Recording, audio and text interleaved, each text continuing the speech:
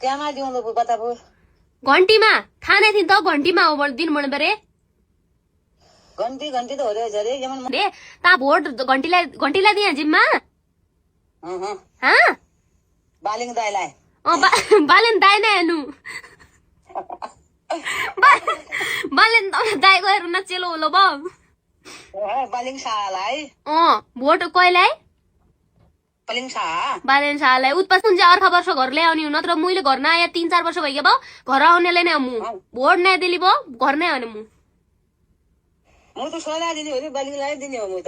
ल बालेनलाई दियो उत्पास अब भन्यो आफ्नो मनको जाने हो गद्दियो म त रोइ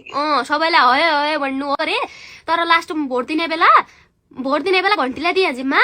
नत्र म अर्का वर्ष घर आउने भयो उत्पासा नियमले घन्टीको प्रचार वाला नयाँ मारे पुग्नु ए घन्टीको प्रचार वाला नआइ गेलले तु झाइबेर उहाँलाई घन्टीमा छप्प हान्दिए छाप भयो सक्यो गुरल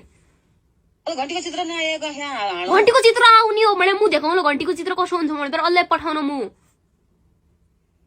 ओइ दिनको कागजमा नआएको थिएन घन्टीको अरको छ द घन्टीकोले छ क्या नै थिन भयो घन्टीको नहुने त चान्स नै भयो गराउने मलाई घराइबाट नि चिमन गेले घन्टीमा भोट क्यामा घन्टीमा मुई पासा साँच्ची भन्दै नि तँ भोट हाले मेरो कसम खानु पड्यो अरे दिने त म घन्टीमा हो रे